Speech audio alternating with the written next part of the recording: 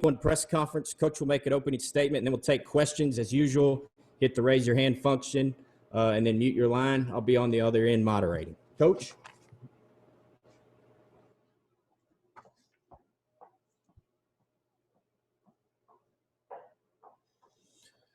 You know, our guys are really excited about getting a chance to play this week. I'm really proud of how our everybody in our organization has really stuck together, trying to figure out a way for us to improve daily. And kids have had a great attitude along with the staff, and we're excited about this week. We got a tremendous challenge going on the road, playing South Carolina. You know, very familiar with their staff. You know, Coach Muschamp has done an outstanding job there, does a very good job on defense, hired Mike Bobo to be his offensive coordinator, a guy that I've worked with before, who I feel like is one of the best offensive minds in all of football. So it'll be a tremendous challenge on both sides of the ball. And then you throw in special teams, which for us has probably been a really huge point of emphasis, just with the fact that we've had so many guys that have not been able to participate in practice, and we've had to bounce guys around. So got a lot of work we've got to get done this week. We've got to continue to build and try to create momentum headed into Saturday's matchup. Start with questions. We'll go with Wes Rucker, followed by David Ubben. Yeah, Jeremy.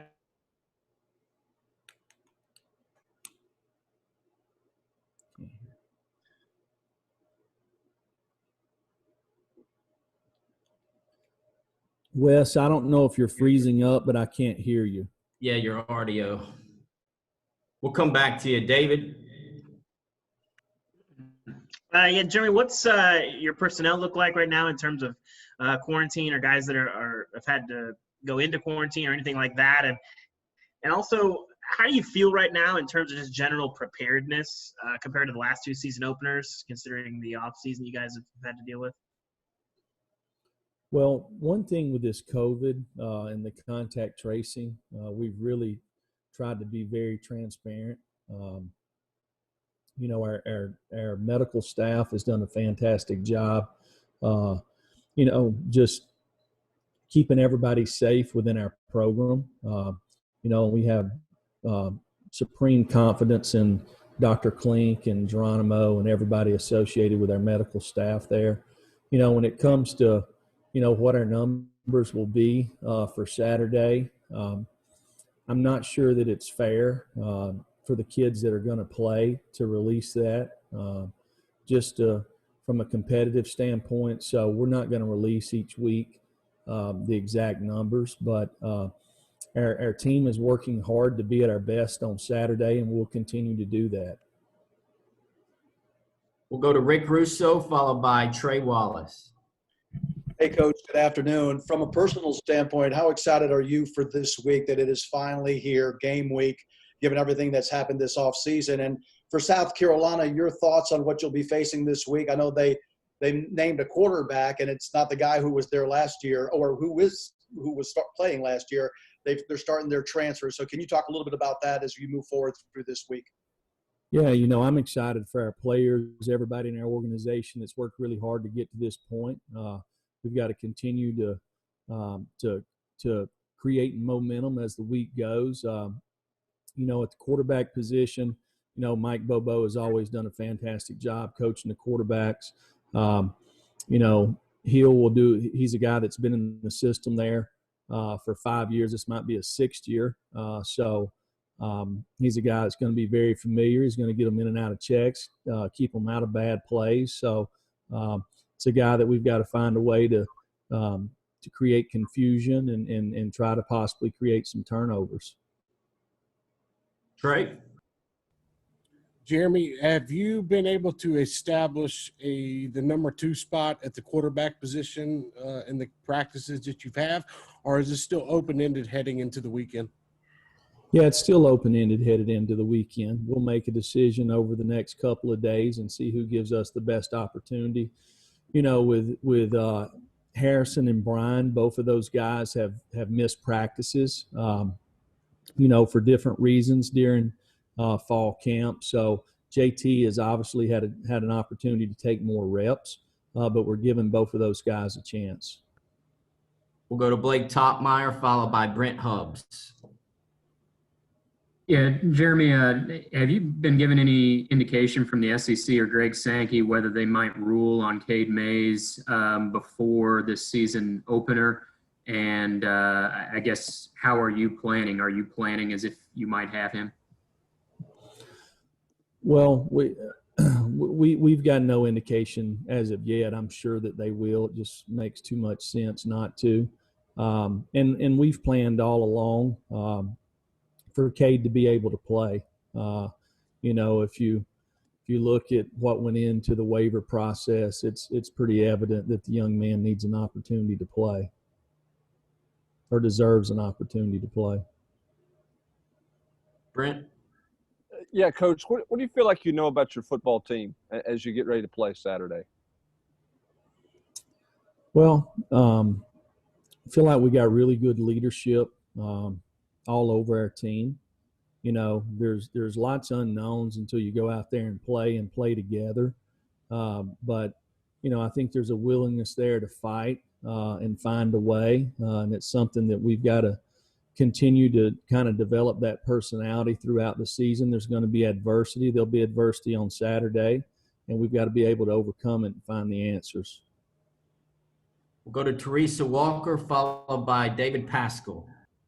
Yeah, Coach, how different is Garantano going into this opener than you've seen him, and how much does it help maybe having Jim Chaney as his coordinator now for a second season?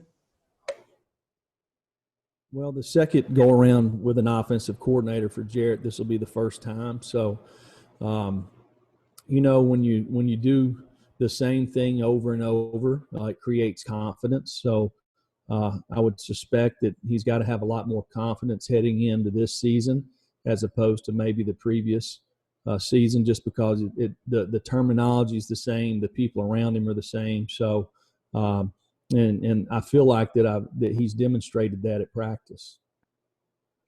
Jeremy, several of your players last year called the opener an eye-opener and a learning experience. What did you learn personally from last year's opener, and has it helped you preparing for this Saturday? Well, if you turn the ball over 5 times and only get 1 turnover, you're not going to win. That didn't matter if that was the opener or the last game. That's the bottom line. You can't make mental mistakes. You got to be able to get off the field on 3rd down. You got to score touchdowns in the red area. You got to keep them from scoring touchdowns in the red area. So it's the same thing with every week. We'll go to Mike Wilson, followed by Austin Price. Yeah, Jeremy, on the quarterback position, is there an even greater importance on having a second and third even quarterback ready to play given all the COVID and contact tracing? Like, is that more important than even in a normal year?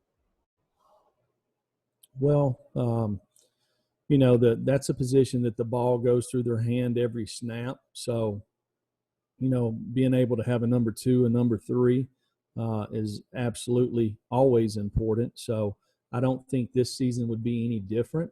And we've got to continue to grow and develop those guys behind Jarrett. Austin? Coach, talk to me about the fall camp that Ty Chandler's had, and what kind of impact has Jay Graham had on both he and Eric Gray, and from things you've seen? And then 2, will you talk to your team going in to Saturday about how this will not feel like a normal road game with 25% of the fans there versus 100%? Well, just starting with Ty and Eric, I think both of these guys have had good camps. Eric obviously missed some days during the camp, but Ty's been there the whole time, and you continue to see improvement. Those guys compete with each other, compete very hard every day. So it's good to have both of those guys back there. They're good leaders for the other guys, and when you go on the road, to me, it's one of the great tests in all of football in this conference is when you go on the road and play an SEC rival. So you have to be able to block out the noise. So if there's 100,000 people or there's 25,000 people, you have to be able to block it out and execute. And that's what we got to focus on doing. We'll go to Gentry Estes, followed by Gustavo. Yeah, Jeremy, you've called Mike Bobo a friend, and I know he is for Coach Friend as well. What do you most remember from going against Mike in practice every day at Georgia, and how much does that familiarity help you in prepping for a game like this? Well, I mean, he's a competitor, playing against him in college, coaching against him every day at practice, playing golf against him, shooting pool. I mean, he's a competitor, wants to win at everything that he does. He's going to have a great game plan. His kids are going to play hard. They'll play together. So it'll be a challenge for us. Gustavo? Coach, I remember in a press conference 15 days ago, you were happy that we were not playing the opener back then. You didn't feel the team were prepared. Do you feel the team is prepared right now to the opener this Saturday? Compared to 10 days ago or 13 days ago? September 5th, you're like kind of glad that you guys were not playing back then. Right. Yeah, no, absolutely. We've got 50 more players that are able to play this Saturday than we had that Saturday. We'll go to Patrick Brown, followed by Eric Kane. Hey, Jeremy, a couple things. Carlin Fils-aime is not listed on the roster anymore. I was wondering if there was an update on him. And secondly, on your offensive line, how do you feel that group is settled in terms of starters, and what can be the expectations for that group going into the season? Yeah, Carlin graduated this summer, and he's setting out this year. He possibly may come back in January, but we've yet to decide that yet. And when that time comes, we'll get together and decide that. But he's a guy that has done everything we ask him to do as a player since I've been here. Unfortunately, he's had some injuries that's kept him off the field, but has been a great student, role model, good teammate, and we would love to have him back for sure. With the offensive line, we've worked lots of different lineups. A lot of that's been forced based off guys missing practice, which is good. Guys have had to play multiple spots. So we'll continue to work this week to figure out if we're playing 5 guys, 6 guys, 10 or 8 or whatever, and what positions they're going to play. Jeremy, how have the guys at outside linebacker progressed during camp, and are you expecting there to be a lot of guys play at that position on Saturday? Well, you only get to travel 70 guys, so the 70 that you take, they need to be able to contribute, whether it's in special teams or on defense. And the guys that we travel, we'll play 70 guys on Saturday. We'll go back to Blake Topmeyer, then Trey Wallace. Jeremy, is there an area of this team where you feel best about, feel most confident in? And then conversely, what's the area that maybe you're most concerned about entering Saturday? Yeah, I have confidence in every position we have. Feel like our guys have worked hard. We've got good competition at every position. Is there some guys that's had a lot more practice time than others? Sure. Will that dictate how much they play? It possibly could, because we don't want to put somebody in a situation that they're not ready for. But I have a lot of confidence in our team. Are we where we need to be right now? Absolutely not. We've got to continue to improve and get better, and that's the goal, to improve every week this year. Trey? Jeremy, you got some wide receivers back over the last 2 weeks. How have you seen them being able to react to Jerry Garantano, trying to get on the same page with them? Do you think they're up to speed heading into game week? We're getting there. Obviously, if you miss practice time, there's going to be a little bit of a timing element there. So we'll continue to work hard this week to create that. But I believe our guys have confidence in each other and trust. So we just got to keep giving them reps out there and so they can develop that. Time for a couple more. We'll go to David Ubben, then Ben McKee. Yeah, Jeremy, how would you compare this year's freshman class to what you guys had last year? And of those 70 guys that are going to travel and play, how many of those guys do you expect to be true freshmen? Oh, David, I don't know the exact number. And, you know, so I felt like last year's class really contributed a lot, especially down the stretch. So it'll be the same this year. You know, one thing with freshmen, you don't want to put unrealistic expectations on them. You know, so there'll be some guys that will play very little in this game that possibly might be the difference in the next 7 games. You know, there's lots of things that have went on that they had no control over. You know, but there's no doubt you got to be able to practice to create confidence not only in yourself but in the coaching staff and the players around you. And unfortunately, we've had some of those young guys that's missed a lot of practice time, and that'll probably at least for this game probably be a contributing factor to how much they actually do play. Not as much about their ability, but the fact that they didn't get as much practice time. Maybe they needed to be prepared. So we're excited about this freshman class. We feel like a lot of these guys will contribute this year, and we'll see as the year goes. Coach, a couple of weeks ago, you talked about the lack of physicality in the defensive front. Have you seen that group take a step forward since over the last week or two? Well, that was a challenge. You know, it's something that if you're going to win in this league, you got to control the line of scrimmages on both sides of the ball. And it's not something that you wait to do on Saturdays. You know, you do it in August, you do it in spring ball.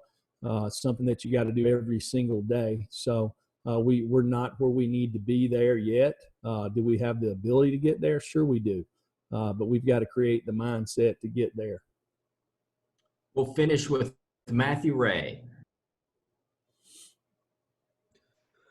Jeremy, at the tight end position, have any of those guys started to separate and, you know, kind of make a move to be that starter going into week 1 for you? Did you say the tight end position? Yes.